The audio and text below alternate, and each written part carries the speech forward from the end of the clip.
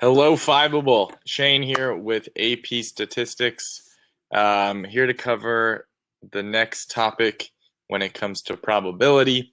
Probability is really broken up into three sections. We'll talk later. But today we're going to cover discrete and continuous random variables. As always, I'm your host, Shane Durkin, and I will be with you all year helping you with Fiveable AP stats, making sure you're getting a 5 on that AP exam.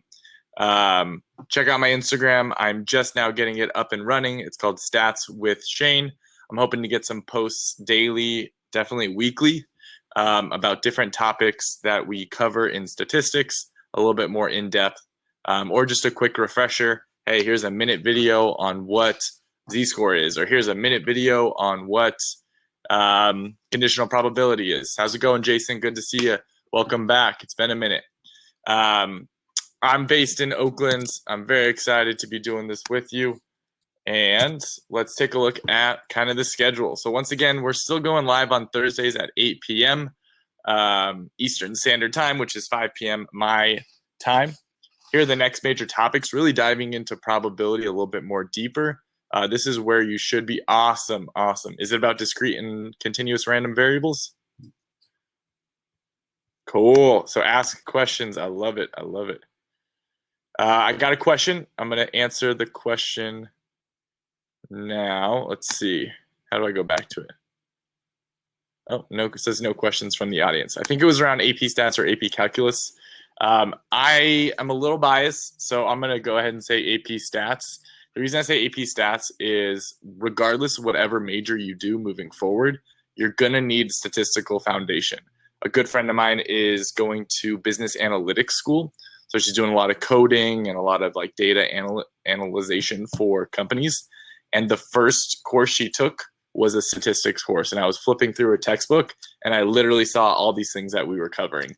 The only thing is she had about 2 to 3 weeks to cover it. We have a whole year. So passing the exam, A, will get you out of that class. But B, let's say you don't pass the exam or you have to take it anyways because you didn't get a 4 or 5.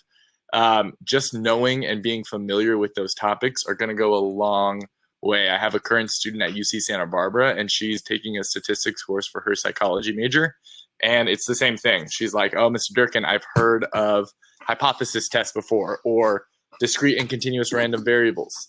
And probability is one of those things that's going to be difficult regardless of where you go. So I'm going to go with AP stats, but calculus is just as important.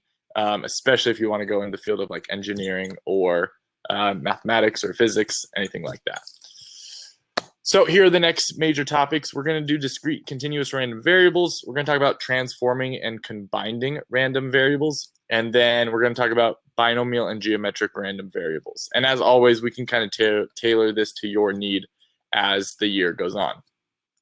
We will have a review session for the first semester designed around Kahoot. So keep a lookout for that. I believe that's December 20th.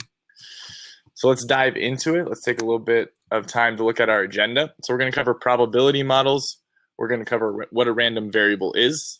We're going to talk about discrete random variables. And then we're going to talk about continuous random variables. And Jason, sounds like you've covered this before. So please pause me at any moment and ask questions. This will just be kind of a review. And hopefully I'm saying something familiar and also a little different to kind of engage your learning. So what is a random variable? So a random variable takes a numerical value that describes the outcomes of a chance process. So it's describing an outcome that is possible in a chance process. The probability distribution of a random variable gives its possible values and their probabilities. And that's the key part right there. It also gives the outcomes as well as how likely is that outcome to happen.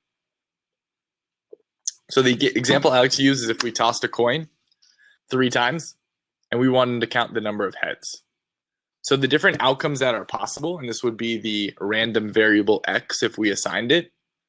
If we tossed a fair coin 3 times, we could get 0 heads, we could get 1, we could get 2, we could get 3, and that's it. We couldn't get 4 because we only tossed it 3 times. So those are the different outcomes that are possible, and we assigned the random variable x to describe it. Now what we're missing here is the probability of each of those happening. because each one of those is not the same probability. So we need to dive into that a little bit more. So if we did flip a coin 3 times and counted the number of heads, here are the different possibilities that would exist. So in order for us to get 0, we would have to get tails, tails, tails. That can only happen 1 time. We can also get 1 heads. Well, that can happen 3 different ways. We can get a heads the first one, and then 2 tails. We can get a tails, then a heads, then a tails. Or we can get 2 tails, and then a heads. So that's 3 ways that we can get 1 head. Now to get a 2, very similar. There are 3 different ways we can get that. I'm not going to run that through because it seems like it's pretty self-explanatory, and I went through the 1. And there's only 1 way we can get a 3. And that's heads, heads, head. So if we look at a probability distribution or probability model, this is really what we're looking at, right? We have all the different outcomes that can occur, which is the number of heads. We could have 0, 1, 2, or 3. And then down here is the probability that that outcome occurred. So the probability that I get 0 is 1 out of 8 total outcomes, right? And the way we got 8 total outcomes was we added up the total number of possibilities when we flip 3 coins. 1, 2, 3, 4, 5, 6, 7, 8. There are 3 different ways that a coin toss, if we flip it 3 times, can end up. So as you can see, the clear front runner, or the outcome that has the highest probability, I should say, is 1 and 2, because there are multiple ways to get that. Does that make sense? All right. So we want to know discrete versus continuous. So here's kind of discrete versus continuous in a nutshell. Discrete takes a fixed number, and we have gaps in between the numbers. Continuous takes on all the values in between an interval. So discrete would be like the number of puppies in a litter, right? We can have 3 puppies, we can have 4 puppies, we can have 5 puppies, we can have 6 puppies, but we can't have 5.5 puppies. We can't have 5.4. We can't have 5.44444, right? Discrete takes on a specific value, whereas continuous takes on an interval, like women's height. If I wanted to find out, the outcome of a woman's height, well, you could be 5'2", you could be 5'2.5", you could be 5'2.25". It can go on and on. Or like the speed of a car, right? You can be going 54 miles per hour. You can be going 54.4 miles per hour. It's continuous. We would have to chunk it into intervals. Like, are you going between 50 and 60? Are you going between 60 and 70? Whereas discrete is a specific outcome. Now, moving on with discrete random variables, one thing we like to know about discrete random variables is the expected value, or the average, the mean. So the way we get the expected value is by multiplying the outcome by the probability that that outcome occurs. So we're going to go back to our litter and puppy example. But right now you're going to see this complicated formula. It's not that complicated. I'll break it down for you. Pretty simple. But basically what it's saying over here is the average of your random variable x. In this case, our random variable x is the amount of puppies being born in a litter. So the average of that is the expected value of x. And essentially we take outcome number 1 and multiply it by the probability that that outcome occurred. Then we add it to outcome number 2 and multiply it by the probability that that outcome occurred. And then we add it, and we keep going until all outcomes have been accounted for. So in our puppy example, I'm taking 3, which is the first outcome that can occur, and I'm multiplying it by 3.14. And I'm adding it to 4 times 3.6. And I'm doing that all the way until 8. So I get an average of 5.5. Now, I'm going to teach you how to do this on a calculator. It's going to be a lot quicker towards the end of this session. But right now, I kind of want to emphasize the fact that normally when you take the average of something, each possibility has the same weight, right? Like if I averaged a test score, a student who's sitting on the left side of my room doesn't carry any more weight than the student on the right side or left side, whichever one, right? But in discrete random variables, some outcomes are more likely than others So when we take the average, we have to adjust that, and we have to take into account that that has a higher likelihood of happening. So it's going to adjust our average or our mean. The other key point is you never want to round expected values, even if it doesn't make sense in the context of the problem. Like in this problem, we would expect to have 5.5 puppies being born. You can't really have 5.5 puppies being born. So one might think to round up to 6 or round down to 5, but you don't want to do that on the AP stat test. You never want to round. Just put, we would expect the number of puppies in a litter to be 5.5. So never round expected value. So after we get expected value or average of a discrete random variable, we also want to dive into the standard deviation or the variance. So it's essentially the same as quantitative data when getting the standard deviation or the variance. We're really just looking at the spread. So like how spread out is our distribution or our probability distribution. So it's a very similar type of equation. Also looks a lot more complicated than it actually is. So let me break it down. Remember, every time you have sigma squared, that actually means variance. A lot of the time in statistics, we can't find the standard deviation right away. We have to find the variance and then square root it to get the standard deviation.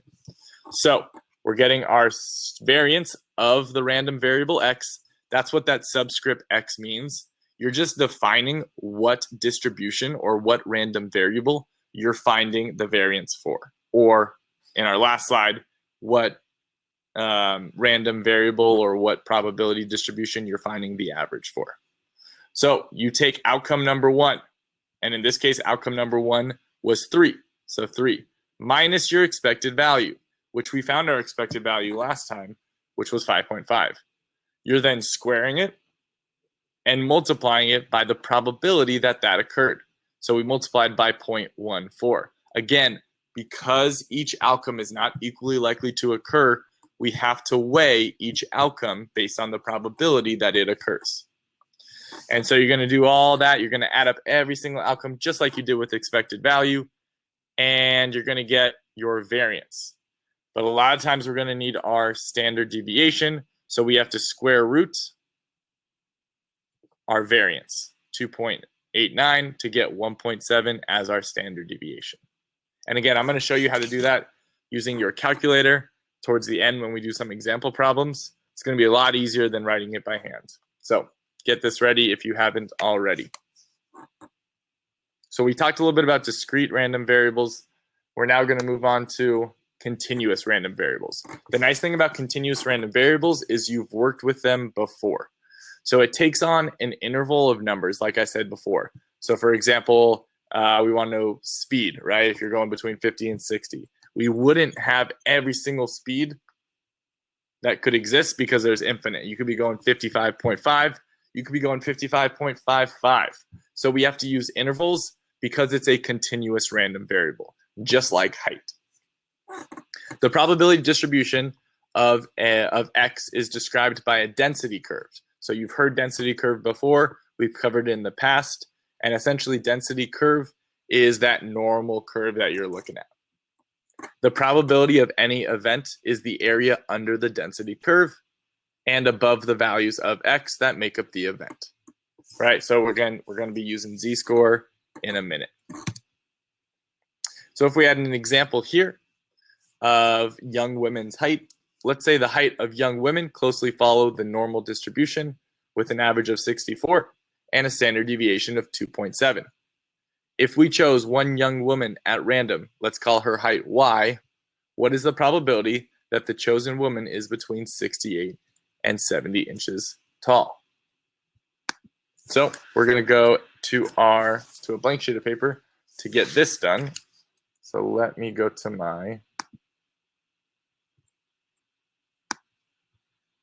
make this smaller, make this big.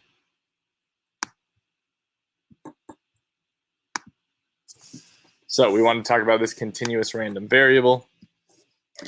So we'll draw our normal curve. Make sure I can see this. There we go. So we have our normal curve. We have an average of 64. We have a standard deviation of 2.7. This should sound familiar. We want to know what's the probability that someone chosen at random comes from 68 and 70. So because this is continuous, right? Because this is a continuous random variable, we need to know everyone in here, not just a specific type. So again, we would use z-score for this in case you forgot. Z-score, and maybe you forgot, but your finals are probably, or your midterms are probably coming up, like with my students.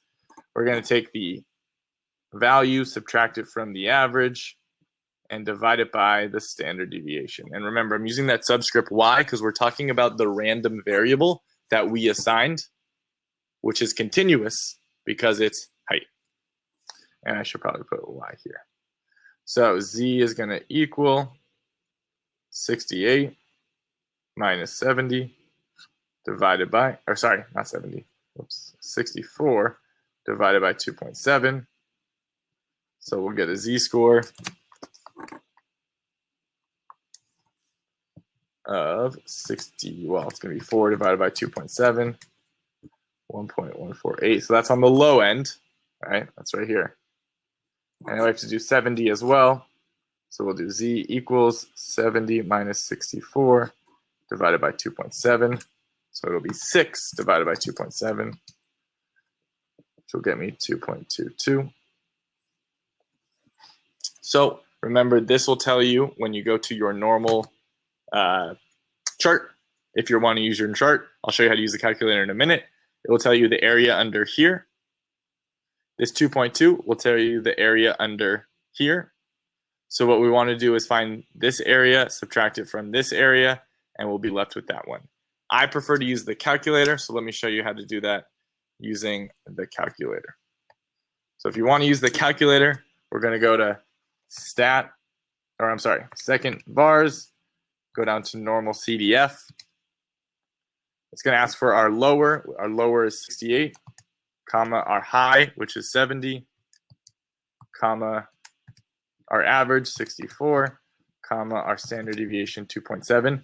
And that'll actually find the area underneath your curve. So we'll find the area underneath the curve, which is about 5%.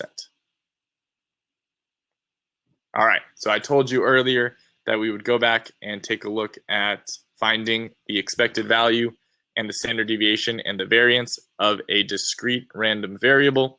So we're going to do that now. And we're going to toss it back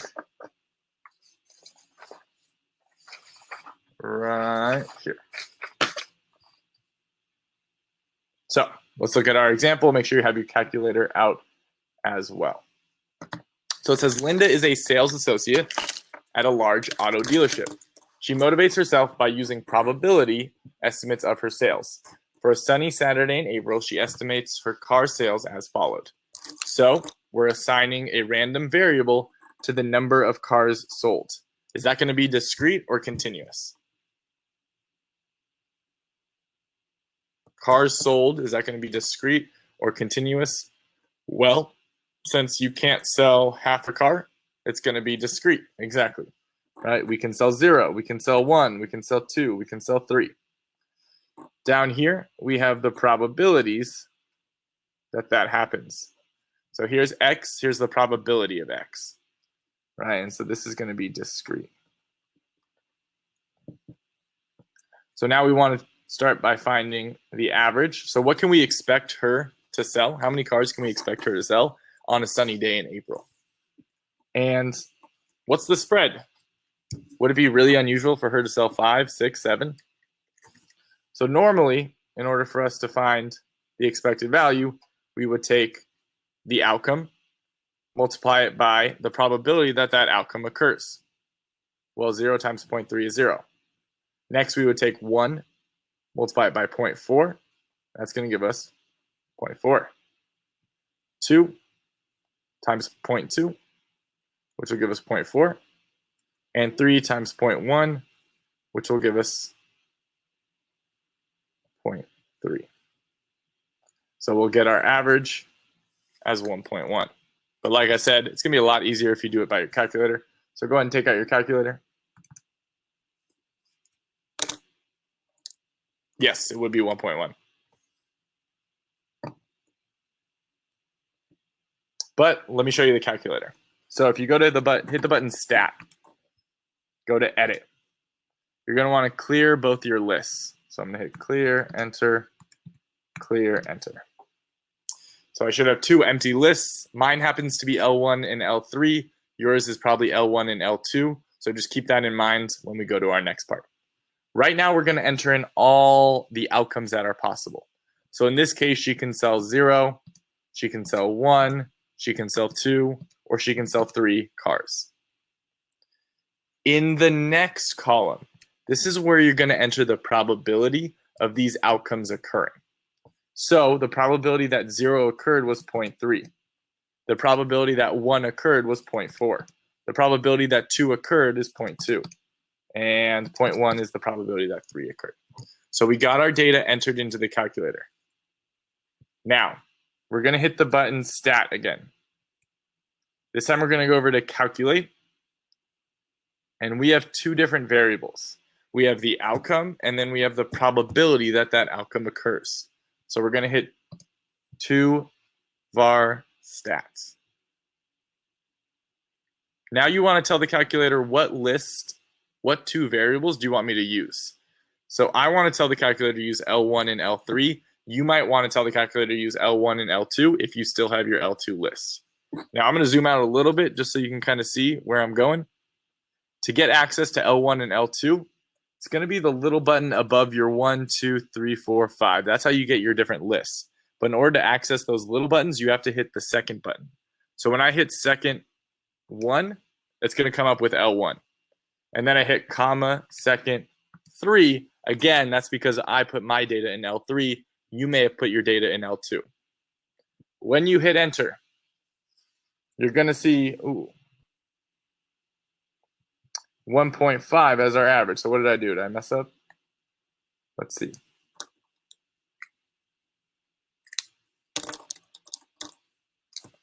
One, 0, that's right. 1 times 0.4, 0.4. Oh, it should be 1.5.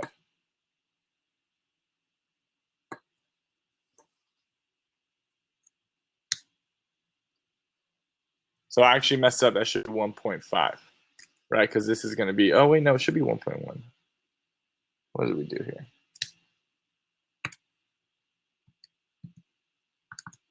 Stat, calculate 1 vars.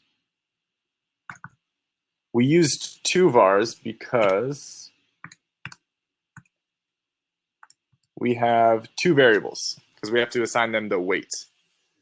Right, so there's the one with all the outcomes, and then we also have to weigh all those outcomes. So we have to use our second variable there. But let me check onto y, because that's right. 1 times 0.4, 0.4, 2 times that should be 0.4. So did I enter in something wrong in my calculator? Oh, I did. Look at that. No, I didn't.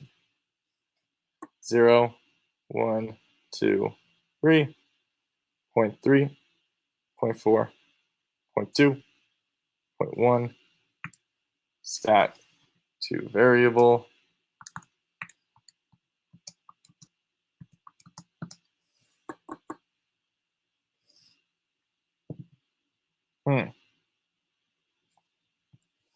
That didn't happen.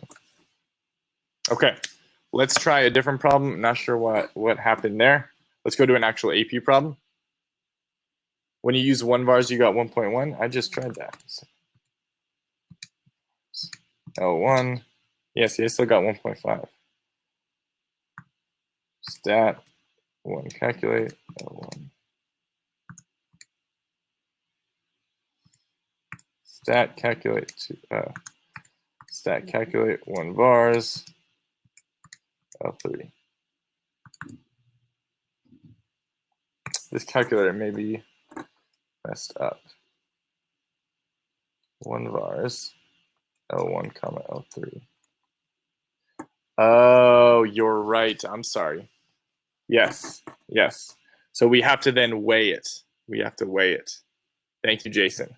So it is 1 vars because you have to weigh the one variable, which is cars sold. Exactly. So normally we would just type in the 1 and then not weigh it, assuming everything is equal. But now we have to weigh it. Thank you, Jason. Yes. All right, let's try an actual AP problem. And maybe you saw this one before, Jason. So Jason, your teacher did teach you how to use the calculator? Yeah, the calculator is going to save you a lot of time on the AP exam. So, my custodian just walked in. How's it going, Mr. Ty? Yeah, soon. All right, let's take a look at the 2001 AP Stats problem. It's always good to do a AP problem because you're never quite sure how they're going to ask certain types of problem on the AP exam. So let's look at this one. It says have you done this one before, Jason? Okay, great. So it says a department supervisor is considering purchasing one of 2 comparable photocopy machines, A or B. Machine A costs $10,000. Machine B costs $10,500. This department replaces photocopy machines every 3 years. The repair contract for machine A costs $50 and covers unlimited number of photocopies or number of repairs. The repair contract for machine B costs $200 per repair. Based on past performance, the distribution of number of repairs needed over any one period of time for machine B is shown below. So the first thing we always want to ask ourselves, is this discrete or continuous? The number of repairs. Is that going to be a discrete or continuous random variable? Exactly. The reason it's going to be discrete, can't really have half a repair. Discrete. And then the probability that this occurs. So this is going to be P of X. You are asked to give a recommendation based on overall cost to which machine, A or B, along with its repair contract, should be purchased. What would you recommend? Give statistical justification to support your recommendation. So my school is constantly, and I'm sure all teachers are talking about this, but the copy machines in our schools are just terrible. They break all the time. We do have contracts with certain companies, but our team is not really making decisions with statistical evidence to back it up. So this is kind of where stats can really save you money if you're smart about it. So we want to calculate, especially after 3 years, because it says they purchase every 3 years, they purchase a new machine. So we want to calculate how many actually repairs are going to happen in 3 years. So that's going to be expected value. So how many breaks can we expect, or how many repairs can we expect? So we're going to calculate the expected value of our random variable x. Now normally what we would do is we would take xi and multiply it by pi, and we would sum all those up. So essentially it would be 0 times 0.5 plus 1 times 0.25 plus dot, dot, dot, dot, dot. But we have our calculator, so it'll be easier for us to do that. We're going to go to Stat, Edit,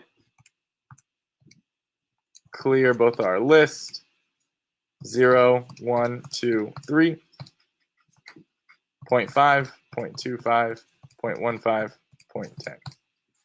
We'll go to Stat, calculate one variable statistic, and we'll get 0.85. So we would expect in a given year, right, because this is the number of repairs in 1 year, and that's important. I'm going to underline that. The distribution of number of repairs needed over any 1 year period is 0.85. 0.85, yep. That's what you got?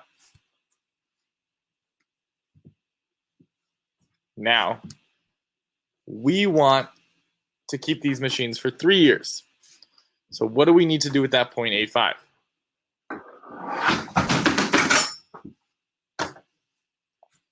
We need to multiply this by 3 to get the expected value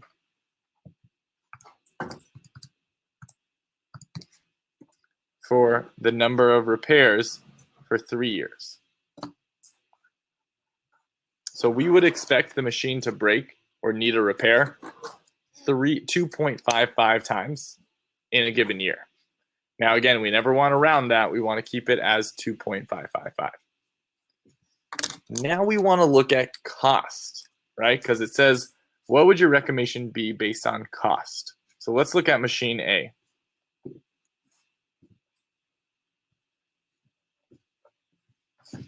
So machine A costs $10,000 up front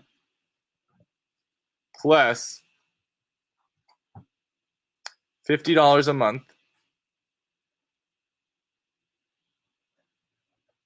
but we get unlimited. So if I want to figure out how much that's going to cost, well, how many months are in 3 years? I'm going to multiply that by 36 to get 1,800.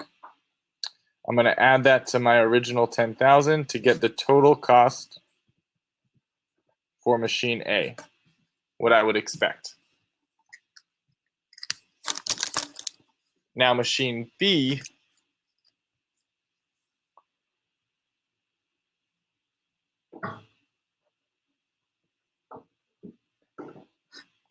is going to cost 10,000, so it's a little bit more pricey up front, but you don't pay for month, you pay per repair, which is 200 times the number of repairs. We know that's 2.55. So if I do 200 times 2.55, I'm going to get 510. So I'm going to add that to my original 10,500 to get 1,100 or 11,010. So just looking at the straight cost, we'd probably want to go with machine B because it's going to be cheaper based off the number of repairs. Now, is it possible they could have 3 repairs, 2 repairs in a year? It is. But we want to go based off of statistical evidence, which says that, hey, we would expect 0.85 breaks in a year. Now, in 3 years, we want to multiply that by 3 to get the total number of costs or repairs in a 3-year period. And then we add in the cost of each of these different machines to get a total value of about 11,800 for machine A and 11,010 for machine B. So the way you would want to write this on the AP exam is you then want to make your choice, right? So I've shown all the math. I now want to make my choice. So we would recommend,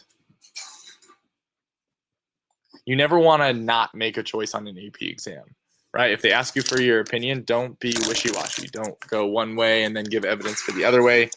Find statistical evidence to back up your opinion, or not your opinion, sorry.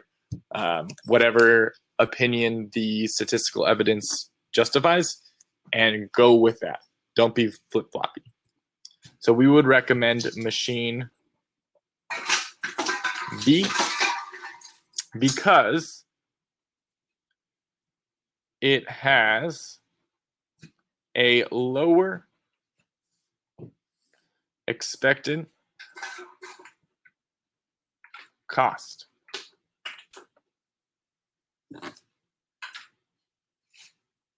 And our work justifies that.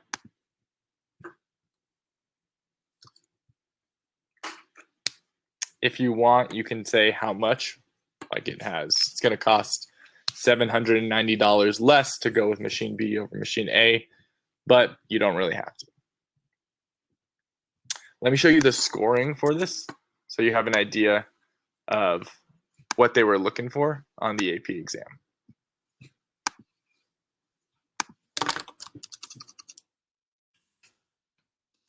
So here's the solution guide to question 2. Now, this is from 2001, so it's not as structured as the new scoring guides are. So if you look at a scoring guide in the more recent years, like 2010 and beyond, you'll see it a little bit more structured. But it's showing the justification for A, your initial, plus the amount of repairs you'll need in a year, which will give you the total cost. And then using the expected value, they actually wrote it out, which actually isn't too bad because there's only 4 different outcomes, so it won't take you too long to solve that by hand. But again, the calculator is going to be a little bit easier. Multiply it by 3 because there's 3 years per copy machine. Then take that to get how much repairs are going to cost for machine B and get your total cost. And then here's your choice. So the solution should have included 4 elements. 1, the correct calculation for A. So they needed to see the correct calculation for machine A, the correct expected value for B, expected number of repairs per year or per 3 years, or expected cost of the 3 year. A calculation of expected value must be shown. So you actually had to show how you got the expected value. So this would have been enough, which is why I recommend students writing out the first couple. Let me minimize this. So see up here, as I wrote, expected value equals sigma, or sorry, the sum of xi times pi, and then I started writing it out. You want to write that out when you're doing expected value so you can show the reader that you know what you're talking about. It's great to do it by calculator, and I recommend it, but just give them a little bit of this so that they know, you know that that's the expected value and not something else.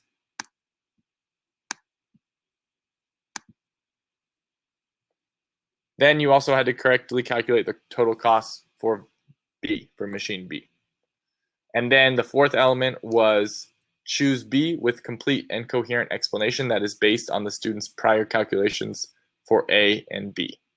Well, what does complete and coherent mean? It means that you looked at the cost for A and B and you compared them. And it means B's cost has been indicated as expected or average or mean or estimated, approximated or predicted. So actually my response over here needed to include something like, let's see, something like expected cost.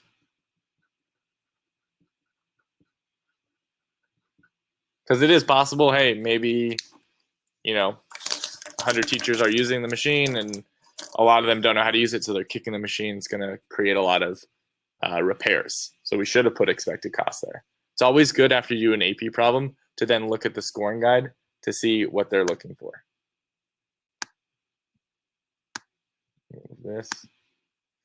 And then the scoring, hopefully your teacher has gone over this, EPI,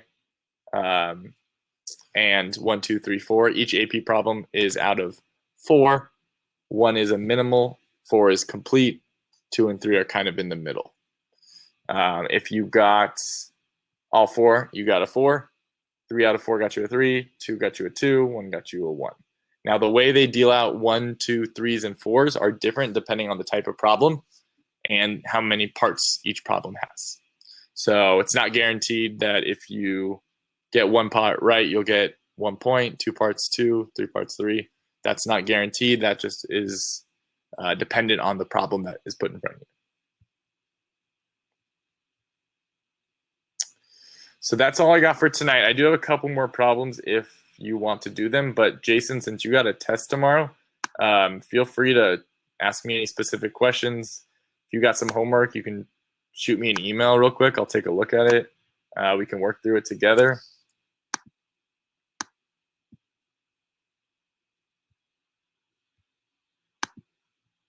Is it a test or quiz tomorrow, Jason?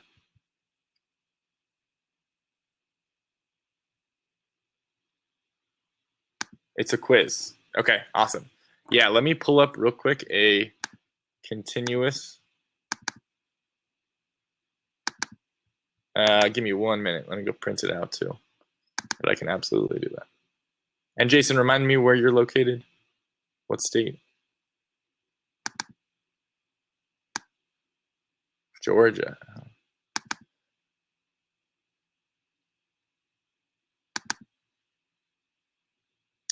Discrete and continuous. Awesome.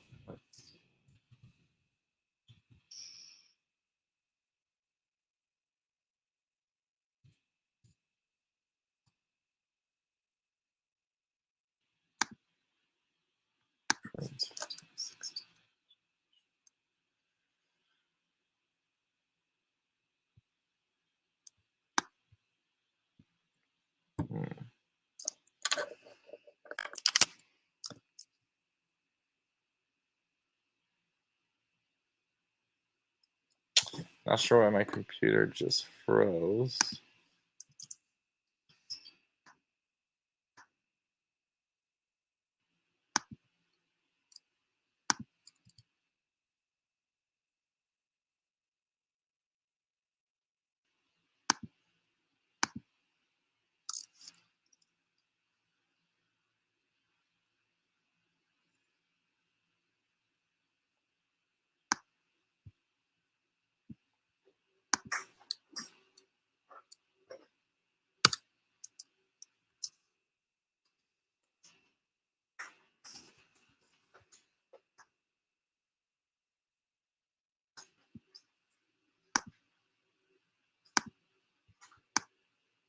Okay, let me go grab that real quick.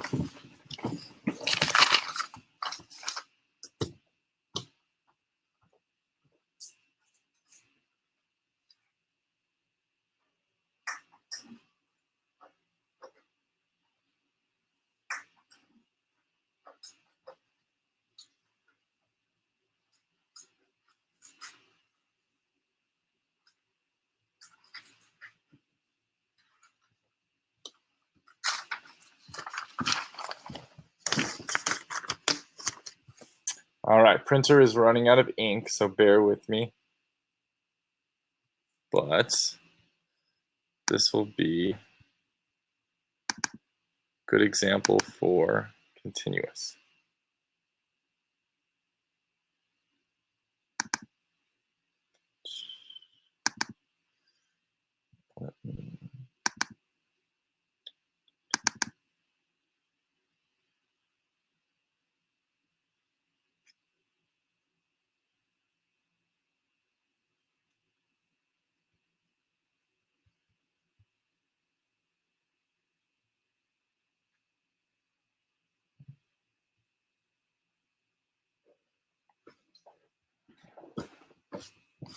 Okay.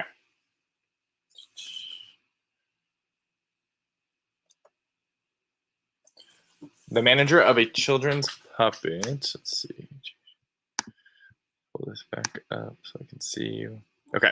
The manager of a children's puppet theater has determined that the number of tickets he can sell for oh wait, this is transformations. Just kidding.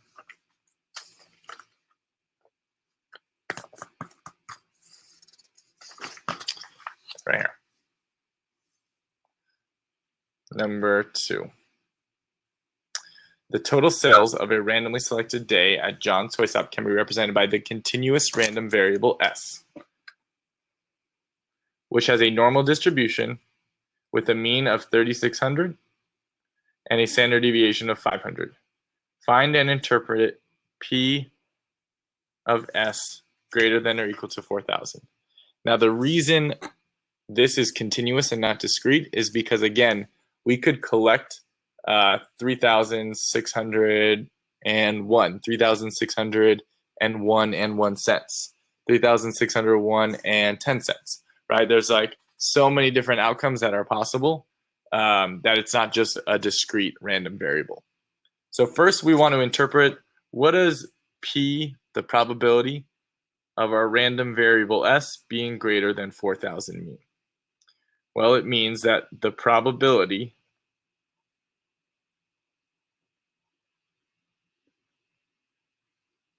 that and then here's where we take the stem of the problem.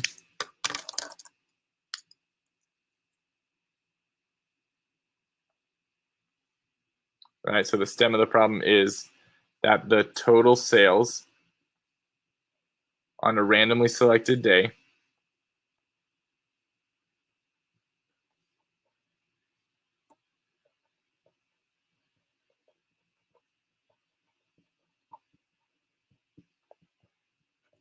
at Joy's toy shop. So I just took the stem of the problem. The probability that the total sales on a randomly selected day at Joy's toy shop is greater than 4,000 is, and then here's where we actually want to calculate it. Now it's greater than, not greater than or equal to, so make sure that you have that in there. So if I'm looking at my continuous random variable, it follows the normal curve with an average, and we're going to call it S.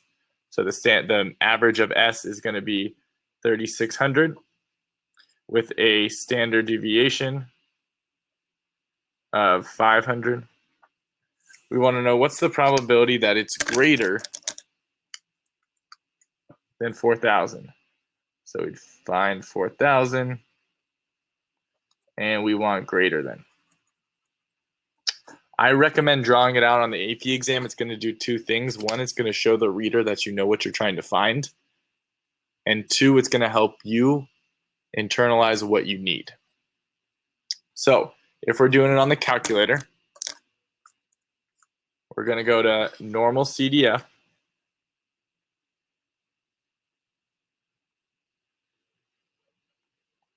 And then it's going to ask us for a couple things. First one is going to be the lower. Well, in this case, what's our lower?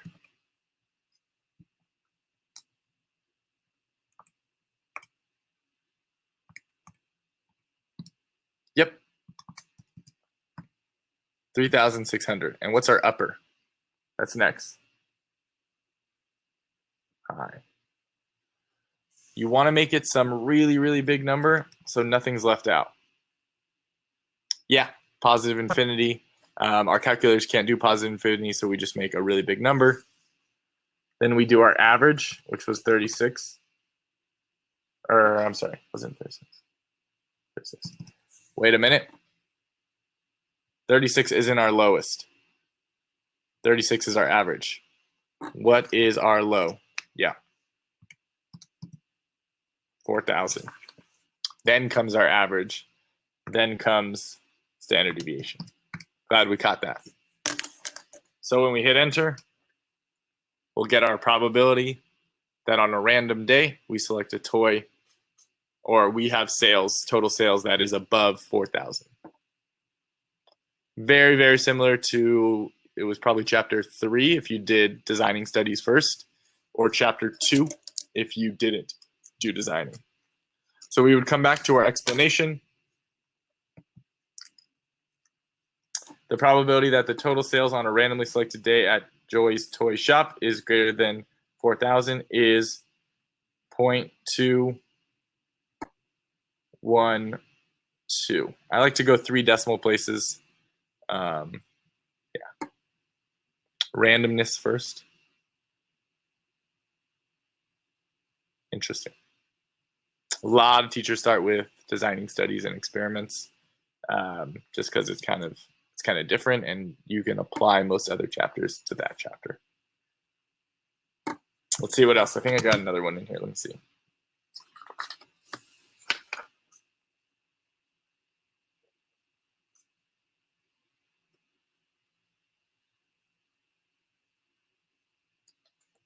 Let's try this one.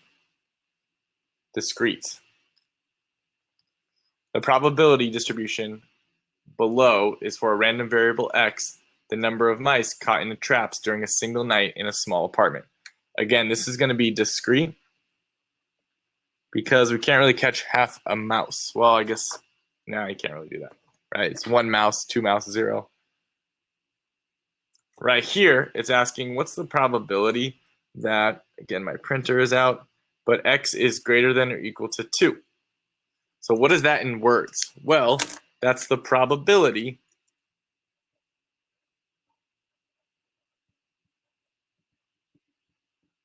that, and then here's where we take the stem of our problem.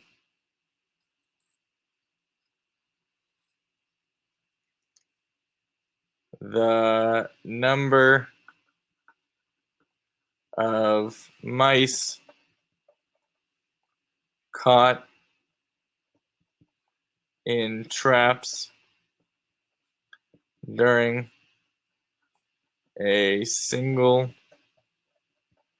night in a small apartment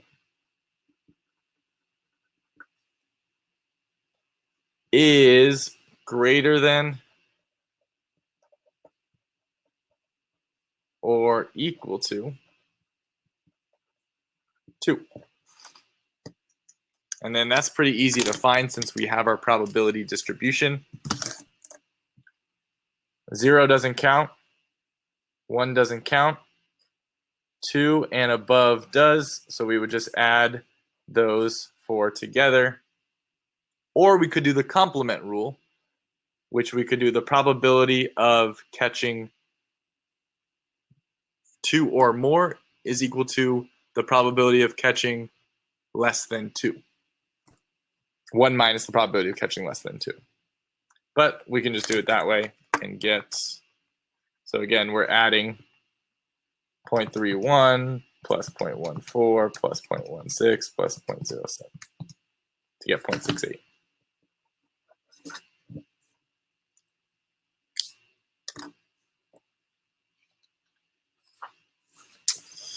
Let's see. Are you doing any combining of discrete and continuous variables, or is it just a quiz on continuous and discrete random variables? You are combining. Okay, how are you feeling about that?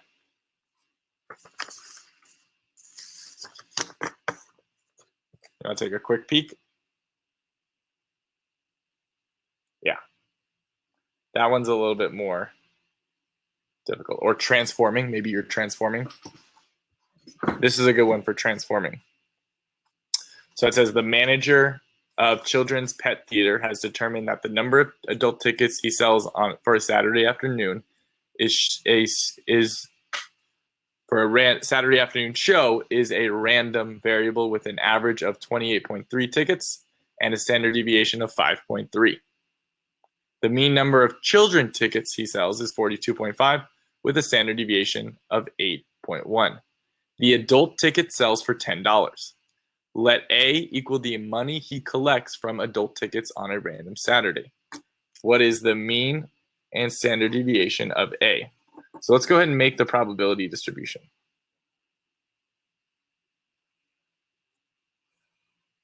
We have X and we have P of X.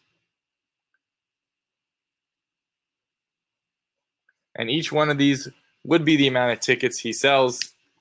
But what we do know is that the expected value is going to be 28.3. And if we know he makes $10 per ticket, all we need to do is multiply this by 10 to get the new expected value. And that would be $283. So he can expect to make $283 for his adult ticket sales.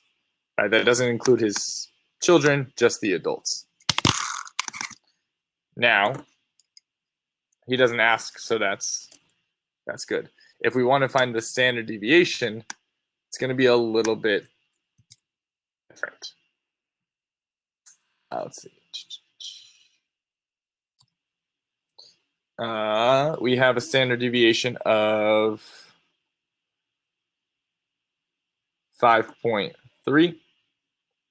So if we want to change or transform a random variable, because remember, we're transforming this random variable from tickets to money. So it was a random variable that described the tickets, but now it's changing to money. So we do the same thing we did with the average. We multiply it, but you have to multiply it by the absolute value of whatever you have. So for me, it's going to be 10. So it's going to be 5.3 times 10, which is 53. Whenever you're changing a random variable and you're multiplying it by a constant, it's going to change a couple things. It's going to change the center and any location. So quartiles, percentiles, median, mean, all that's going to change, and it's going to change by a multiplier. So in this case, since a ticket was $10, we multiplied it by 10. It's also going to change the spread, range, IQR, standard deviation, and it's going to change it by multiplying the absolute value of whatever you're changing it by. So in this case, it was 10. What it doesn't change is the shape. So it won't change the shape of a distribution. Up a little bit. If you're adding or subtracting, like part C, it says it costs $300 for the manager to put on the puppet show. Let P be the profit. What would be the new mean and standard deviation?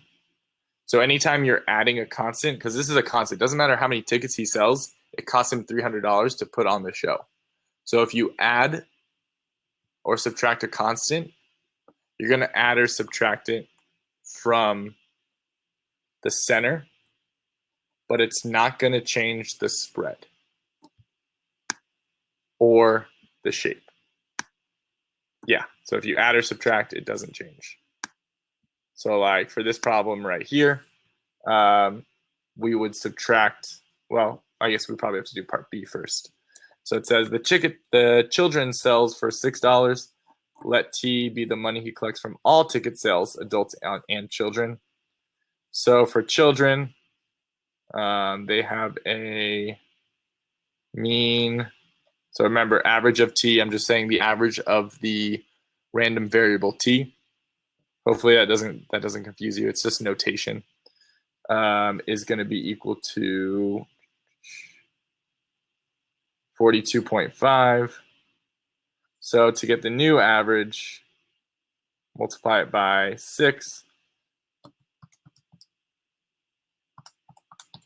to get 255. Standard deviation. And I'm going to cover this next week. I know you have the test tomorrow, so we're going to spend a little bit more time doing it. But the standard deviation was 8.1. Again, we're going to multiply that by 6 to get our new standard deviation.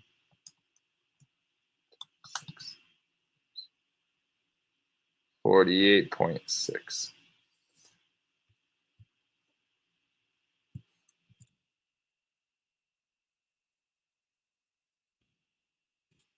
Now, we're trying here on B to combined. And my guess is your test is also on combining random variables. Is that right?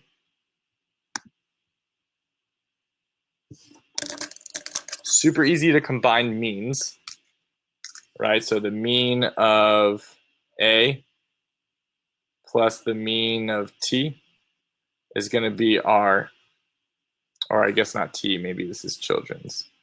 T is going to be all the money, so I actually shouldn't have called this T. This is going to be the mean of T. So we're going to take 283 and add it to 255 to get our new mean.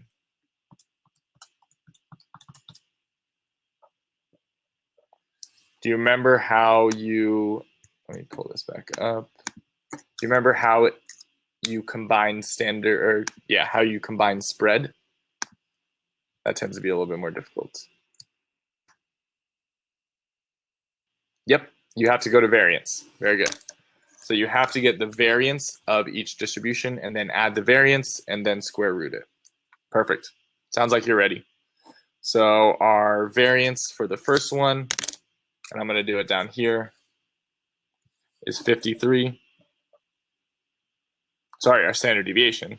Our standard deviation here was 48.6. So the first thing I have to do is square both of them, and then I can add them. 53 squared, 2809 plus 48.6 squared, 2361.96. Add them together, 5170.96, and then square root it.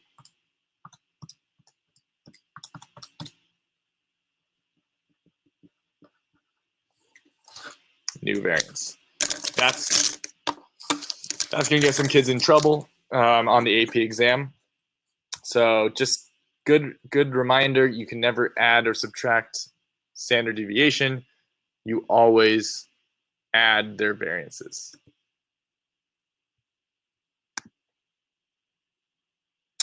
We're coming up on an hour. Any other last minute questions for me?